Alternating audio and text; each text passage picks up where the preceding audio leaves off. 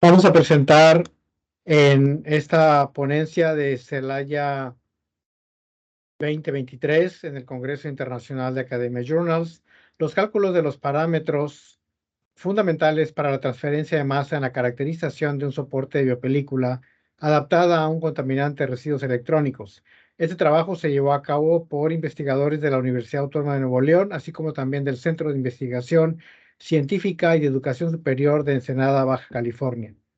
Los contaminantes de residuos electrónicos constituyen un problema de contaminación a nivel mundial, dado que los tiraderos al aire libre están expuestos a los cambios de temperatura y humedad, particularmente en países donde las regulaciones ambientales se encuentran en desarrollo o su aplicación no se ejerce conforme al derecho ambiental establecido.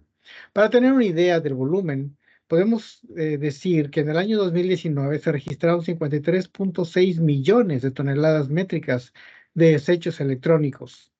Por lo tanto, es muy alta la carga de contaminación. Muchos de los tiraderos se encuentran en lotes suburbanos o rurales, por lo que el suelo sobre el cual se encuentran depositados llega a contaminarse por los residuos, presentándose el fenómeno de infiltración y por lo tanto se contaminan los mantos freáticos. Debido a lo anterior, es imprescindible generar los sistemas de tratamiento in situ o, dado el caso, los tratamientos on-site, tanto de los caudales contaminados como también de los mantos freáticos afectados. El objetivo de este trabajo se dividió en 4 partes. El primero fue caracterizar el material poroso para conocer su potencial de hospedar a comunidades biológicas formadoras de una biopelícula adaptada a contaminantes de residuos electrónicos. Pero también se determinó la tensión superficial por la adición de un tensoactivo al medio de cultivo. Se valoró el cálculo de volumen molar de un contaminante orgánico de residuos electrónicos con base en 2 modelos, el modelo de Levas y el modelo de Panidi. También se hizo una valoración comparativa del cálculo del coeficiente de difusión del contaminante orgánico de residuos electrónicos mediante los métodos de Wilkie-Chang y Olmer-Tucker. Se realizó un tamizaje de la piedra tesontle que sirvió como soporte microbiano, pero también se determinó la densidad de esa roca volcánica. Se determinaron los sólidos suspendidos volátiles mediante una toma de muestra de 100 gramos de piedra tamizada, que se llevó posteriormente a una mufla, posteriormente a una estufa, y a través de un sistema de sobrecalentamiento se llegó a un peso constante.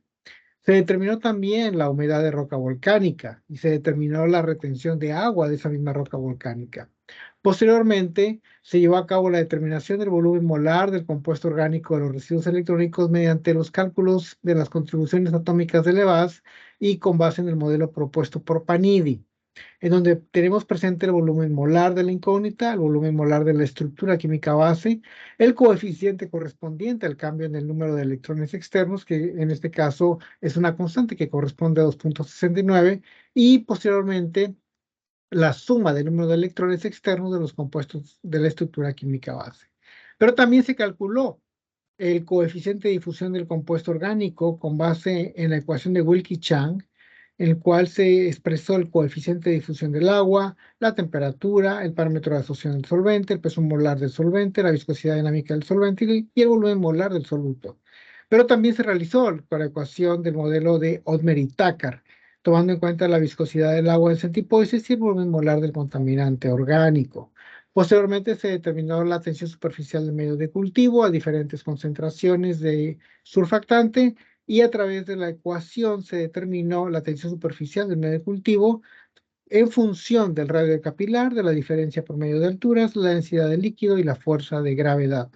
Posteriormente, bueno, ya en la parte de resultados y discusiones se determinaron los parámetros de la caracterización del material poroso con un peso promedio de partícula de 0.04 gramos, una densidad promedio de partículas de 2.20, un diámetro promedio de partículas de 0.43 centímetros, mientras que el área exterior específica promedio fue de 0.58 centímetros cuadrados y el área superficial por gramo por fisisorción de isoterma de BET fue de 21.500 centímetros cuadrados, con un área exterior total por gramo de 15.3 centímetros cuadrados. Así también es importante tener en cuenta las siguientes 3 consideraciones. El método de cálculo de volumen molar mediante las contribuciones de Levas como un ajuste a la regla de Schroeder. Y en este caso se utilizaron las contribuciones atómicas de aquellos elementos presentes en el contaminante Mientras que para el método de Panini se tienen resultados con mayor aproximación, ya que los errores fueron menores al 1%. En la tabla 2 podemos ver los incrementos de volumen en el cálculo de volúmenes molares por las contribuciones de Levas para el carbón, hidrógeno, nitrógeno y azufre, mientras que en la tabla 3 podemos ver los incrementos de volumen para el cálculo de volúmenes molares por las contribuciones de Panini, según el núcleo estructural del ciclohexano o del benceno. En la tabla 4 podemos ver también los parámetros obtenidos para el cálculo del coeficiente de difusión de un contaminante de residuos electrónicos que tiene que ver con, por ejemplo, la temperatura a la cual se realizó, el volumen molar de Panini y Levas, que fue de 400.7, así como también la viscosidad de 0.89 centipoises y el coeficiente de difusión de contaminación del contaminante del agua por Otmer y Takar, que resultó ser de 4.32 por 10 a la menos 6. Así, al presentarse efectos de transferencia de masa debido a la biomembrana, se crean perfiles de concentración en las capas de transferencia, como por ejemplo la capa del medio de cultivo contaminado, la capa de difusión y la biomembrana. Igualmente, las determinaciones de tensión superficial se hicieron en función de la concentración del tensoactivo, encontrándose que en un amplio rango de concentraciones que va desde 0 hasta 10.000, hay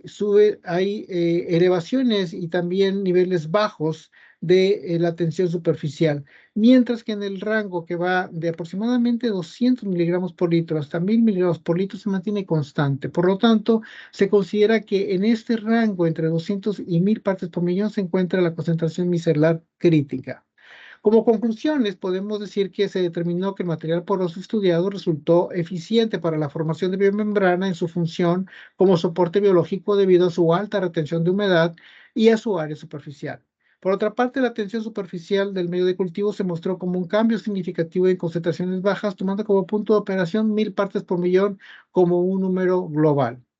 Asimismo, esto fue capaz de promover la formación de micelas, mostrando los efectos de detergencia, garantizando la homogenización del contaminante proveniente de los residuos electrónicos.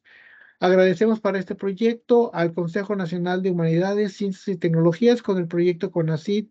0256056 y al proyecto PAICIT de la Universidad Autónoma de Nuevo León, SA 1898-21. Muchas gracias.